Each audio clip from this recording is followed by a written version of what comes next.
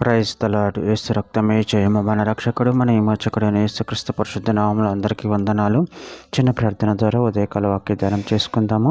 పరిశుద్ధుడ మహాగణుడైన దేవ యేసయ్య, సర్వాధికారినైన మీకే వేలాది వందనములు కృతజ్ఞతాస్తుతి స్తోత్రం చెల్లించుకుంటున్నాను. దేవ ఉదయకాలం ప్రభు వాక్య భాగం ధ్యానిస్తుండగా వాక్య భాగం మాకు అర్థమవునట్లు సహాయం చేసి మీ కృపలో బలపరిచి మీకు మాదిరిగా మమ్మల్ని నడిపించమని, మీ చిత్తమని మా జీవితంలో జరిగించమని చిన్న ప్రార్థన యేసుక్రీస్తు సత్య పరిశుద్ధ నామములో అడిగి వేడుకుంటున్నాను తండ్రి. Amen amen.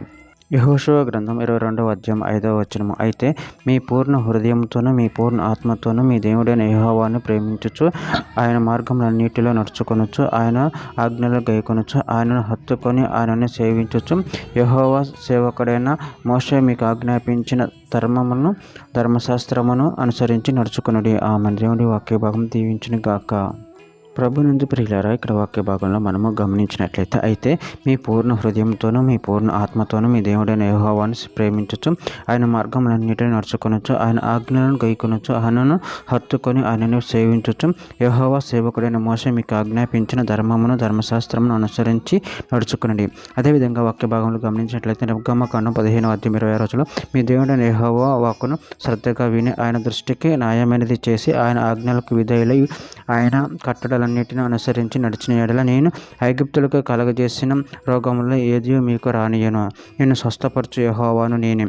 హెబ్రీయులకు రాసిన పత్రిక 6వ అధ్యాయం 11-12 వచనాల్లో మీరు మందులు కాక విశ్వాసం చేతను ఓర్పు చేతను వాగ్దానమును స్వతంత్రించుకున్న వారిని పోలి నడుచుకున్నట్లుగా మీలో ప్రతివాడును మీ నిరీక్షణ పరిపూర్ణమగు నిమిత్తం మీరు ఇదివరకు కనపరిచిన ఆసక్తిని తుదిమట్టుకు కనపరచవాలని అపేక్షించుచున్నాము. నిర్గమకాండం 20వ అధ్యాయం 6వ వచనం నన్ను ప్రేమించిన ఆజ్ఞ గైకొన్న వారిని 1000 తరముల వరకు కరుణించువాడనే ఉన్నాను. రోమీయులకు రాసిన పత్రిక 8వ అధ్యాయం 28వ వచనం దేవుణ్ణి ప్రేమించు వారికి ఆయన సంకల్పం చొప్పున పిలువబడిన వారికి మేలు కలుగుటకై సమస్తమును సమకూరి జరుగుచున్నవని ఎరుగుదుము. యోహాను రాసిన మొదటి పత్రిక 5వ అధ్యాయం 2వ వచనం మనము దేవుని ప్రేమించుచు ఆయన ఆజ్ఞను నెరవేర్చు వారమైతమా దేవుని పిల్లలను ప్రేమించుచున్నామని దానివలన ఎరుగుదుము. మనం ఆయన ఆజ్ఞలు గైకొనుటే దేవుని ప్రేమించడం. ఆయన ఆజ్ఞలు భారమైనవి కావు. చివరిగా ఒక మాట, యోహాను సువార్త 12వ అధ్యాయం 26వ వచనం ఒకడు నన్ను సేవించినట్లు నన్ను వెంబడింపవలను, అప్పుడు నేను ఎక్కడ ఉందునో అక్కడ నా సేవకుడును ఉండును. ఒకడు నన్ను సేవించినట్లా నా తండ్రి అతని గణపరచును. ఆమె. దేవుడి వాక్య భాగం దీవించిన కాక చిన్న ప్రార్థన చేసుకుందాము.